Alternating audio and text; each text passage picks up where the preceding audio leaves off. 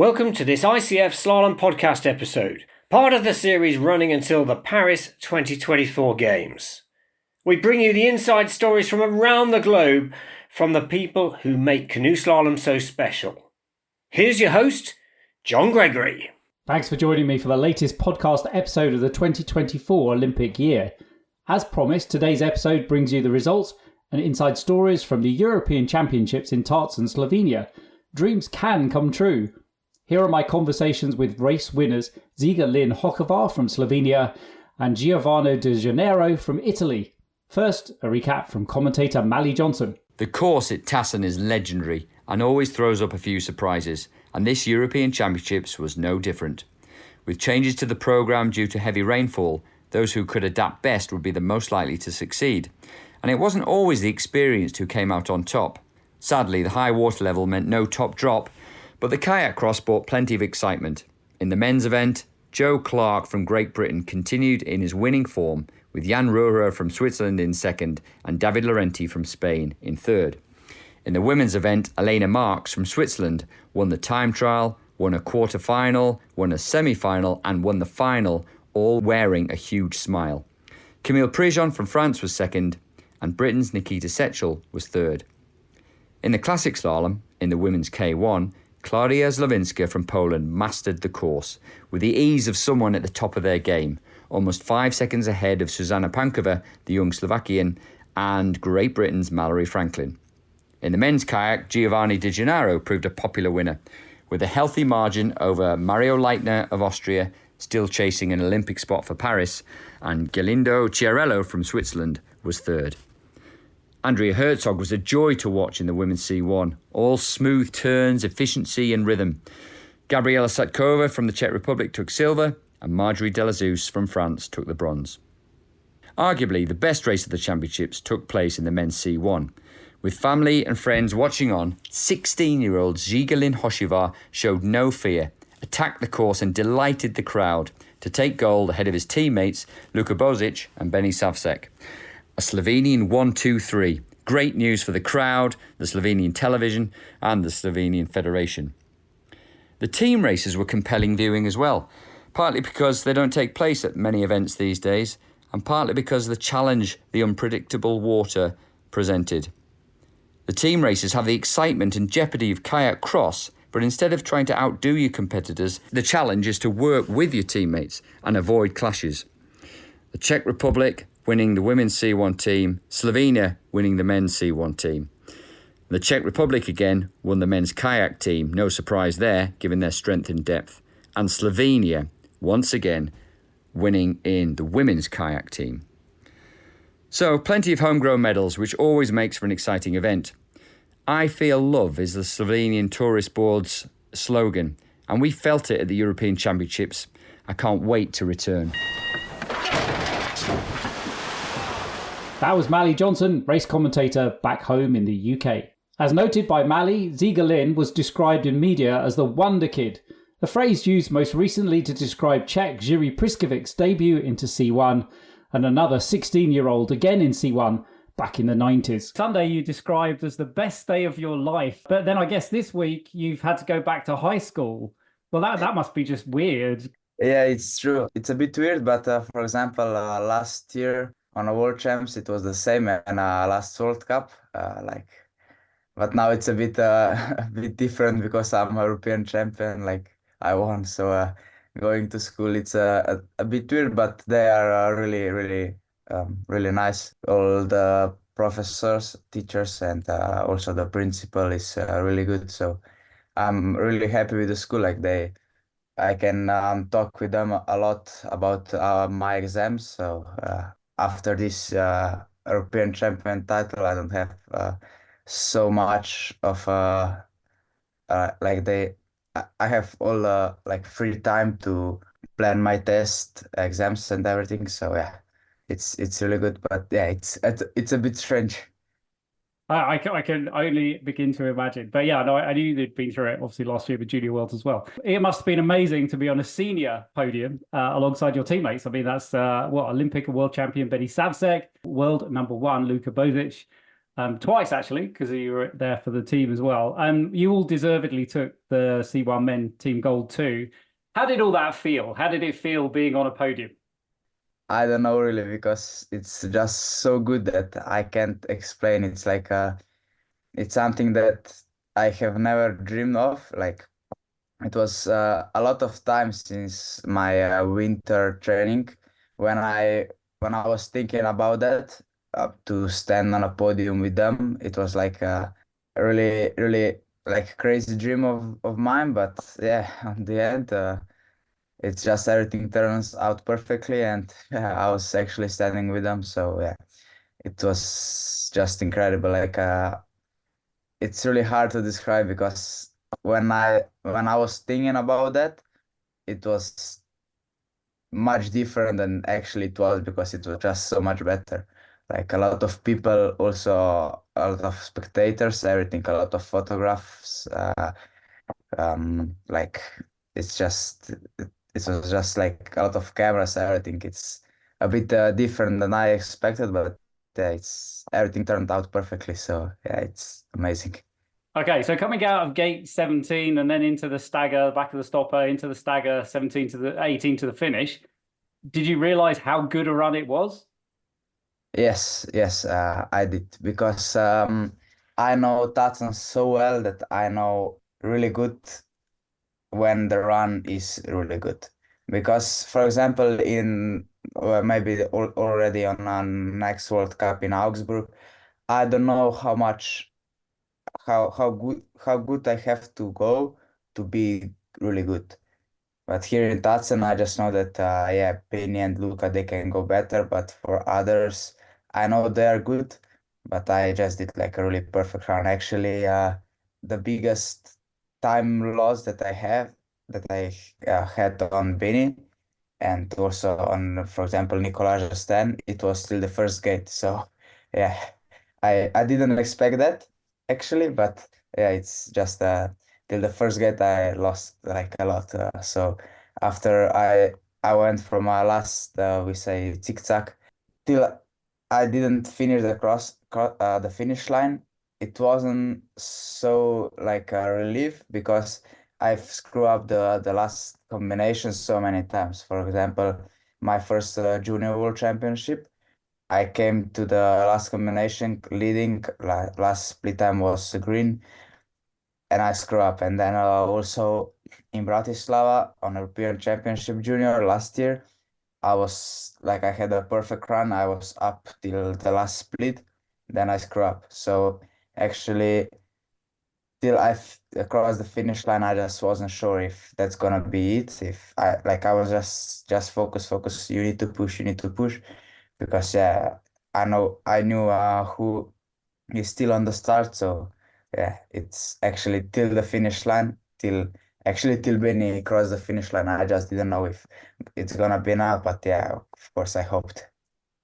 Okay, well, your reaction when Betty did cross the finish line was just priceless. So, which I'm sure you've Yeah. seen, and many other people have probably seen. It was very lovely to see. Let's turn briefly to family. Both you and your dad have been senior European champions in C1 now. You've both been junior world champions. There's actually something else you have in common as well. Now, at the 95 Worlds in Nottingham, a 16-year-old called Mikael Martikan was also on the podium. I was one of the commentators there. Your dad came 11th at that race, and then the first European Championship in Augsburg '96, when your dad won, Mikael Martkan was fifth. I mean, it just seems also unreal. I mean, this is about you, not about Mikael Martkan, but it seems amazing also that 28 years later, he was 15th in the qualification this weekend in Tassen. That's quite a career. Yeah, it's true. Actually, the first time I was racing against him, well, I didn't have chances, but on a paper, it was in Liptovsky Mikuláš on one ICF ranking, and at that time I was so happy that I have opportunity to race against him. I was just like the happiest person at that time, and now to beat the GOAT. Well, I know he's 43 years old, but still, it's the greatest paddler of all time. It's just unbelievable. Like I think no matter what, this is gonna be one of my biggest achievement because he just pedals so good still. Like if he hadn't touched, if he would not have a touch, he would be in a final. So it's like incredible how good still he is. And I think I had one of the rarest, do Yeah, you say that's that? right. Yeah, opportunities to did something like that. So yeah, I just actually did it quite well. Yeah, more than quite well. I mean, you beat Mikel Martican. And actually, yeah, it's something that you and your dad have in common. You've both beaten Mikel Martican. I can't think of any other parent and son or daughter that's probably ever been able to do that. It's incredible. It's really incredible. Like one of the best things about that. You've been on our radar for several seasons. Yeah, we were watching you before this weekend, but last year, which was 2023, you won the Junior World Championships in Krakow, at which you were also bronze in K1 men. I think also emphasizing that you've been on the podium at Junior Europeans and Worlds in both canoe and kayak. I mean, it almost reminds me a bit of Mikel Trave. Yeah, Mikkel Trave, he won both in Bratislava 2018 in European Championship, and actually I wasn't there actually because I had a national championship at home at that time. But since he did it, I was like, yeah, maybe it's possible for me. Maybe I can do it. But then the first year I was actually so close, like in České Budějovice. So yeah, I was second in C1, second in K1. So it was a really big success for me. But yeah, it's just incredible because what Mikel Trave did, it's something that I've never actually dreamed of before he did it. Well, you still have time. Yeah, I still have 2 years, but the athletes that compete against you are so good now. So yeah, it's gonna be hard. No doubt. But I mean, my other thought after the Tottenham weekend was that, well, I mean, we know that there are going to be retirements from the Slovenian senior team after Paris Olympics. A number of Peter Kauser has said he's not going to race again. You've got Benny, you've got Luka Bozic. So we know that there's certainly going to be some retirements amongst that team. Now, you and your sister and other junior 20 under 23 teammates, yeah, I mean, you are going to be the future of the Slovenian team. I mean, both you and the ladies, K1, of which your sister was part, won gold this weekend as well in the team race. Yeah, it's true. For me, I actually don't know if they are gonna retire or no because I'm still not sure about that. But we'll see. For sure, there will be in a future a lot of place for us for younger athletes to come closer to get to this elite elite races. And yeah, I think it's gonna be great. So just like you said, I had one of the rarest opportunities to race with Benny and Luca on in team race. Actually, last year on World Championship, I thought this is my first and last chance to race with them, and we came fourth. So I was really angry and disappointed because I had such a nice opportunity and I actually screw up. So yeah, then I thought about Europeans this year, and yeah, it actually turns out that I had a chance and I raced really good, and yeah, we won. It was incredible. Okay, well, yeah, it would be lovely to see you in the future representing Slovenia at the Olympics. I mean, I think your dad competed 3 Olympics, if I remember rightly, which would be Atlanta, Sydney, and Athens. Yeah, it's true. It's the biggest goal of mine. I think it's something that it's like what I trained for, maybe because it's just I think the only sport event where all the sports are on the same level. Like the same competition. I just want to experience that. No matter what, I will do everything, but it's gonna be really, really difficult. But yeah, for now, everything is going great. So I'll just keep pushing till I hope one day my dreams came true. And yeah, that's it. Well, okay. Well, I think Worlds 2027 is actually Laseo, so that Yeah. probably will be the qualification for then the LA Olympics in 2028. So yeah, you've got a busy few years ahead of you. I'm sure we'll be watching. I mean, it appears talking about busy, but I mean, yeah, you've got a good few races ahead of you this year. I'm guessing that you are competing in the Junior World Championships, which will be in Liptovsky in July, and then Junior Europeans, which will be in Krakow in August. Are you excited about those? Yes, actually, I am really excited about those. I have really, really big goals for World Championships. I know Liptovsky Mikuláš quite well. I was on a training a few weeks ago after selections. So I like the course. I like actually everything, like the course, the environment there. Like everything is so good, and also our hotel. I like it so. I can't wait to race there.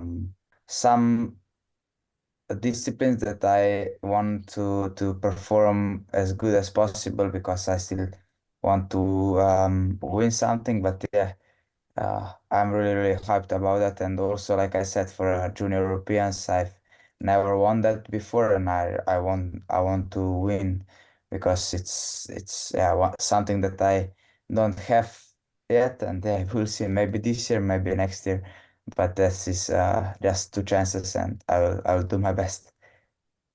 Okay, well, you've made an amazing mark on the international scene. What a way to start kind of 2024 with a gold in senior European championships. So, I mean, good luck for this season. We are going to be watching with interest.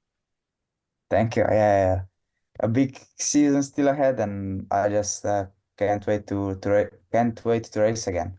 But I just want to say thanks to everyone who supports me. This is if this is gonna be out like on media, I can say that because it means a lot to me for everyone who helped me this long way because it wasn't actually this winter was one of the hardest. So mentally from my side, and they helped me a lot of people. So I just want to say thanks again.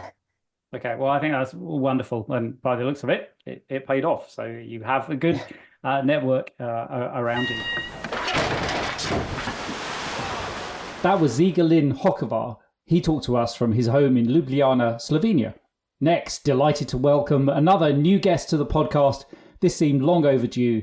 Giovanni De Gennaro is on a quest for a medal at his third Olympics. Okay, Giovanni, lovely to have you onto this ICF Slalom podcast. Thank you. First, congratulations. I think this is the big break you've been building up to for so many years. And you're also now world ranked number 3 as a result. It really appears that your patience and determination has paid off. It seems a long time ago since that junior world title in 2010. Hello, everyone, and thanks for inviting me. It feels good. I've been at a very good race, and I'm happy to get finally a title. I've been winning some World Cup stage in the past, but I never got the chance to say I'm a champion, So it's very good to have the European title. And I've been close 2 times, so I got to second place in the past 3 years. It's just sometimes you need the right day, and I'm still very proud also of my silver medal. And this time everything went well, and I'm really happy about it. Let's dig a little bit back into the race in Tartan. Many people online complimented your final run in Tartan. Masterful technique on the Saturday in the kayak finals. I mean, you were up on both splits and you won by almost 3 seconds, including a touch on gate 15. Your wish did come true. Maybe you adapted best to the changing situations. We had to adapt with the water increasing in Tartan in the last 2 days. So when it came to the race, I was just focusing on trying to read the water and to use it as much as possible. And I think this is also one of my characteristics. So for sure, Tartan is a course that is in line with my kayaking abilities. So this for sure helped to achieve the result. And also, this is the first year that I had the chance to skip selection, so I could just put my focus for the Euros, and all the preparation was pointed to this race. So I think these two parts were the key for my good race in Tucson. Okay, well, I know that family and friends are very important to you, so that must have been amazing to be on that top step of the podium as the champion, surrounded by friends and family. Yeah, this is what makes this race special for me. When you win and you can share the emotion with your family, with your friends on the course, is something amazing. It's something that is not always possible, because sometimes we have to race really far from home. But when it happens, it's really you can feel the joy, not just for yourself, but also in the eyes of the people that are surrounding you.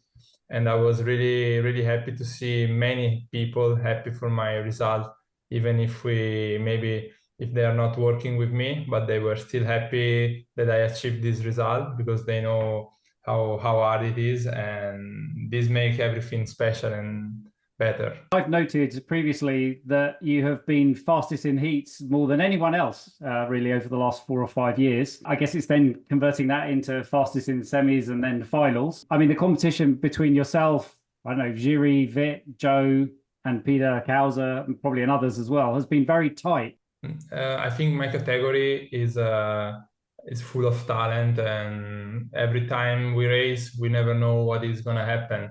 You could see a new guy coming from behind and being really fast, or you can see the master of this sport like Jiri, Peter, and Joe, and Vit, all the guys that are always really consistent and fast to put down some crazy run. I know that I've usually been faster in qualification than in semifinals and finals, and I think that depends also on the type of course, that usually is a little bit easier on the qualification, so I can use more my power for that. And also because when the pressure is on for the medals, you want to risk and to be faster as fast as possible, and that can make more mistake. You can make more mistake if you are on the line and on the edge. And I think this is one of my room of improvement, and what I've been working in the past years. I'm really happy that every time we push each other, the winner or the medalist is always a great goal to achieve, because there are so many guys that can be really fast in every course. And I think we really push each other every year to improve and to get closer to the faster of that season. And yeah, it's very motivating. Yeah, well, and it's amazing for us to watch as well. Lovely to see that your third European medal is now gold. That is great, yeah. So, I mean, you were alluding to the fact that your results in 2023 had enabled you to skip selection, so you're selected for Paris. I know that the Italian Olympic team has not been announced formally yet. I think there's still ladies canoe to be determined. Is that right? Yeah, it is right. Yeah, it's to be pre-selected is it really helps you to focus on the preparation, because you can never underestimate the selection. You have to be ready in April, and this time I was able to just focus on the Europeans, which came a little bit later than our usual selection. And I think that also helped me to keep my fitness high and to keep the volume of training higher. And I think all the machine was working better this year. Okay. Well, I think everything's lining up. I mean, yeah, I mean, you took a silver at the Augsburg Worlds. You were second overall in the 2023 World Cup Series, now European champion. So I don't know, the stars seem to be aligning for you. Let's hope that bodes well for Paris. I hope so.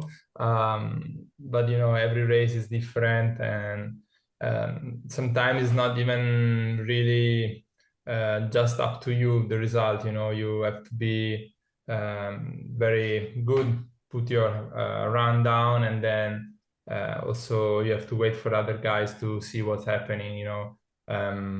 I was really close in 2021 in Ivrea to win the European title was just half of a second from Vit.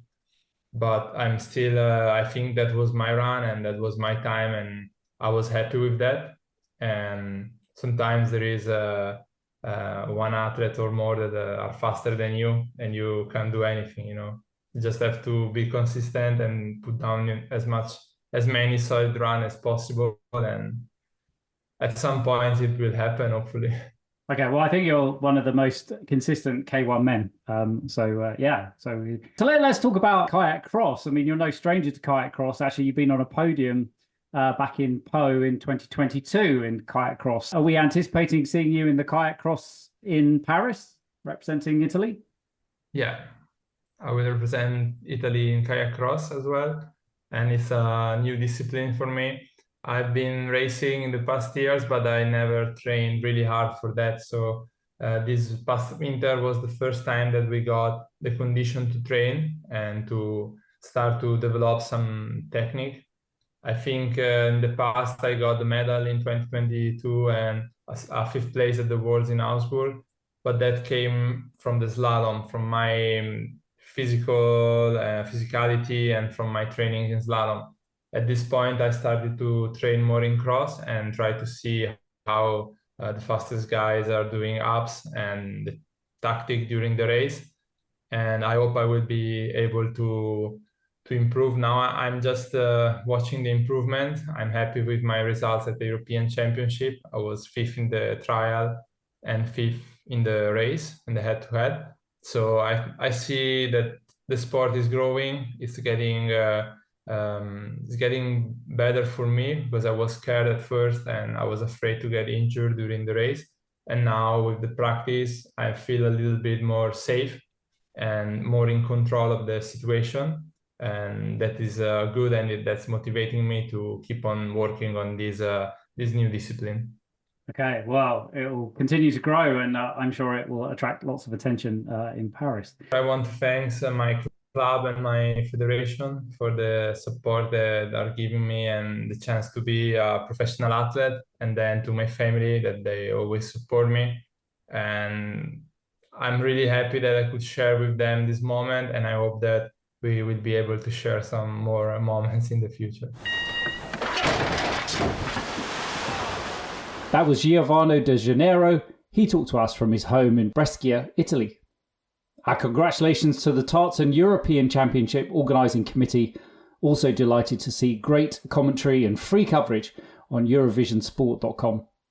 Thanks to my guests today, Ziga Lin Hocevar, Giovanni De Gennaro and Mally Johnson.